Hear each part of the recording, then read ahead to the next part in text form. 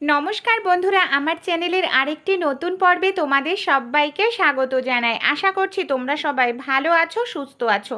আজকে আমি তোমাদের সঙ্গে এমন কিছু ছোট ছোট কিচেন টিপস শেয়ার করব, যে টিপসগুলি আমাদের প্রত্যেক দিনের কাজকে আরও বেশি সহজ করে দেবে। সেই সঙ্গে আমরা নিজেদের জন্য কিছুটা হলেও সময় বের করতে পারবো, সংসারের খরচটাও কমিয়ে ফেলতে পারবো।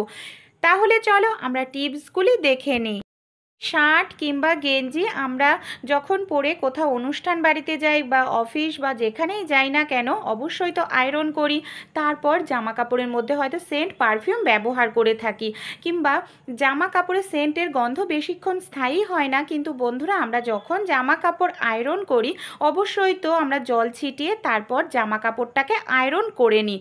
কিন্তু আমরা যদি জামা কাপড়ের মধ্যে অনেকক্ষণ সেন্ট বা পারফিউমের গন্ধ বজায় রাখতে চাই, তাহলে আমরা যখন জল ছেটাবো সেই জলের মধ্যেই দেখো সামান্য একটুখানি যদি পারফিউম বা সেন্ট এইভাবে স্প্রে করে দিই, তারপর সেই জলটা দিয়েই যদি জামা হোক, শার্ট হোক, গেঞ্জি আয়রন করার সময় সেই পারফিউম মেশানো জলটা ছিটিয়ে আয়রন করি, তাহলে কিন্তু জামা কাপড়ের মধ্যে অনেকক্ষণ পর্যন্ত পারফিউম বা সেন্টের গন্ধটা বজায় থাকবে।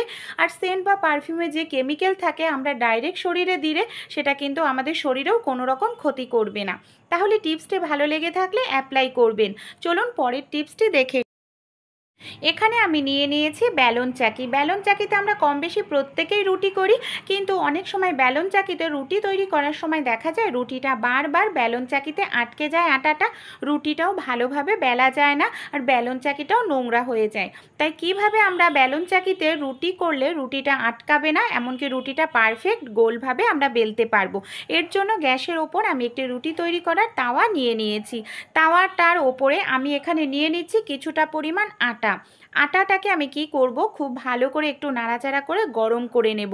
একেবারে লাল লাল করার দরকার নেই, কয়েক মিনিট একটু গরম করে নিলেই হবে। এখানে আমি 1 মিনিট মতো খুব ভালো করে এইভাবে নাড়াচাড়া করে গরম করে নিচ্ছি।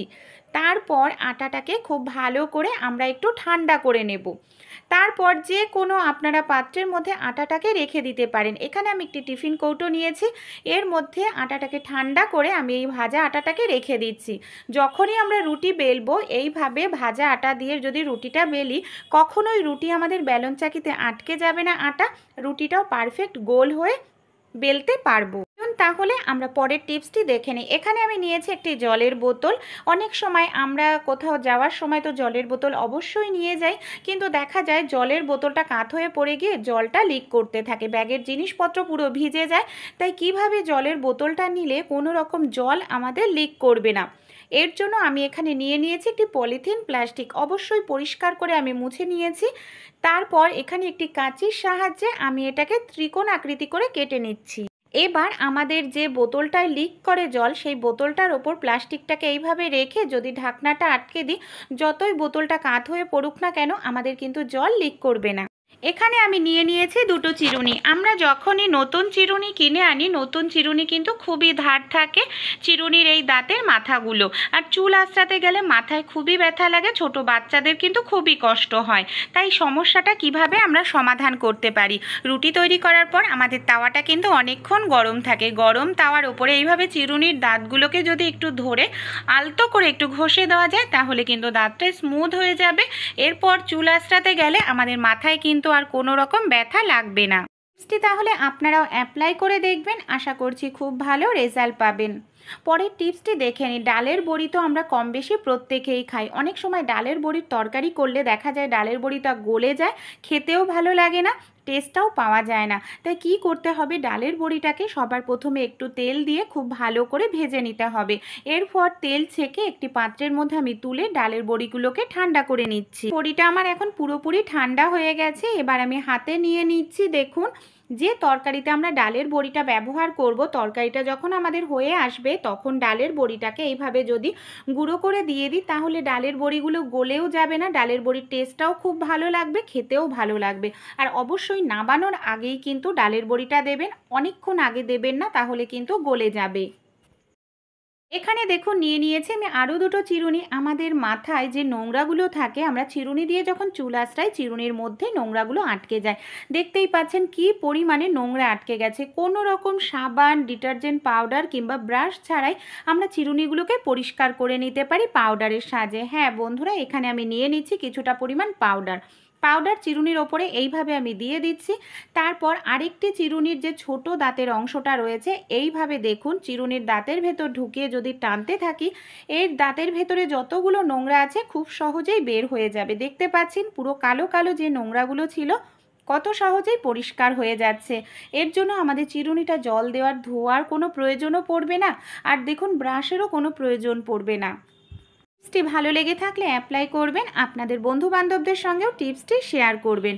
চলুন তাহলে আমরা পরবর্তী টিপসটি দেখে নিই। কুকার আমি নিয়ে নিয়েছি। আমরা যখন প্রেশার কুকারে ডাল বা কোনো কিছু রান্না করি, অনেক সময় দেখা যায় প্রেশার কুকার সিটি ওঠার সময় সিটির এই সাইড দিয়ে বেয়ে পড়তে থাকে, আর সিটিটা একেবারে ঢাকনাটা নোংরা হয়ে যায়। প্রেশার কুকারের ঢাকনা পরিষ্কার করতে কিন্তু খুবই কষ্ট করতে হয়। তাই আমরা যখন ডাল বা কোনো কিছু রান্না করব প্রেশারের মধ্যে, আমরা যদি এই ধরনের ভারী একটি চামচ প্রেশার কুকারের মধ্যে এইভাবে দিয়ে দিই, তারপর ঢাকনা আটকে দিই, প্রেশার কুকারটা আমরা গ্যাসের উপর বসিয়ে দিচ্ছি। এর ফলে যেটা হবে, আমাদের যখন সিটি উঠবে, ভারী চামচটা দেওয়ার কারণে প্রেশার কুকারের যে খাবারটা সেটা কিন্তু সিটির সঙ্গে বেরিয়ে আসবে না। এর ফলে প্রেশার কুকারটা অতটা নোংরা হবে না। প্রেশার কুকারের সিটিও উঠে গেছে। এবার আমি ঠান্ডা করার পর আমি খুলেও দেখাচ্ছি, ভেতরের খাবারটাও খুব সুন্দর হয়েছে, আর আমাদের ঢাকনাটাও কিন্তু দেখতে পাচ্ছেন কোনো রকম নোংরাও হয়নি। তাহলে টিপসটি ভালো লেগে থাকলে অ্যাপ্লাই করবে। এখানে আমি নিয়ে নিয়েছি একটি বিস্কুটের প্যাকেট। আমরা যখন এই ধরনের বিস্কুটের প্যাকেটগুলো থেকে বিস্কুটগুলো কৌটোর মধ্যে ঢেলে নিই, দেখা যায় প্যাকেটের মধ্যে বেশ কিছুটা বিস্কুট আমাদের থেকে যায়। আমরা অনেকেই যেটা করে থাকি, বিস্কুটটাকে একটি গার্ডারের সাহায্যে এইভাবে পেঁচিয়ে রেখে দিই, কিন্তু এইভাবে গার্ডারের সাহায্যে পেঁচিয়ে রাখলে বেশি দিন বিস্কুটগুলো মুচমুচে থাকে না। কিছুদিন পরেই বিস্কুটগুলো একেবারে নরম হয়ে নেতিয়ে যায়, খেতে কিন্তু ভালো লাগে না। তাই কিভাবে বিস্কুটটাকে আমরা একেবারে মুচমুচে করে নিতে পারি, এর জন্য যেটা করতে হবে, প্যাকেটের থেকে বিস্কুটগুলোকে আমি একটি প্লেটের মধ্যে ঢেলে নিচ্ছি। এবার এই বিস্কুটগুলোকে আমরা যদি ফ্রিজের মধ্যে আধ ঘন্টার জন্য রেখে দিই, তাহলে এই নরম হয়ে যাওয়া নেতিয়ে যাওয়া বিস্কুটগুলো আধ ঘন্টার মধ্যেই একেবারে মুচমুচে হয়ে যাবে, খেতেও কিন্তু ভালো লাগবে। পরের টিপসটি দেখে নিই। এখানে আমি নিয়েছি কিছুটা পরিমাণ পেপার, খবরের কাগজ। এবার এই খবরের কাগজটাকে কিভাবে ব্যবহার করব, সবার প্রথমে একটি পাত্রের মধ্যে আমি নিয়ে নিচ্ছি এখানে হাফ গ্লাস পরিমাণ জল। এই জলের মধ্যে আমি দিয়ে দেব 1 চামচ ভিনিগার, 1 চামচ পরিমাণ বেকিং সোডা। খুব ভালো করে মিশিয়ে নেব। তারপর খবরের কাগজটাকে এই মতো আমরা মুড়িয়ে নিয়ে বলের মতো করে নেব। এই মিশ্রণের মধ্যে আমি খবরের কাগজটাকে ডুবিয়ে খুব ভালো করে ভিজিয়ে নেব। ছোট্ট একটি পাত্রের মধ্যে এই খবরের কাগজটা নিয়ে নিচ্ছি আর এই জলের মিশ্রণটা ঢেলে নিচ্ছি। আমাদের ফ্রিজের মধ্যে দেখা যায় খাবার দাবার থাকার কারণে বাজে দুর্গন্ধ বেরায়, বিশেষ করে তো গরমকালে আমরা প্রচুর পরিমাণে মাছ, মাংস, খাবার দাবার যাতে নষ্ট না হয়ে যায় ফ্রিজের মধ্যে রেখে দিই। তাই রোজ রোজ তো আর ফ্রিজ পরিষ্কার করা সম্ভব নয়। ফ্রিজের মধ্যে যদি 24 ঘন্টার জন্য খবরের কাগজের এই মিশ্রণটা বানিয়ে রেখে দিই, তাহলে বাজে যে দুর্গন্ধ আছে, ব্যাকটেরিয়া আছে, সেটা কিন্তু খবরের কাগজ পুরোপুরি অ্যাবজর্ব করে নেবে।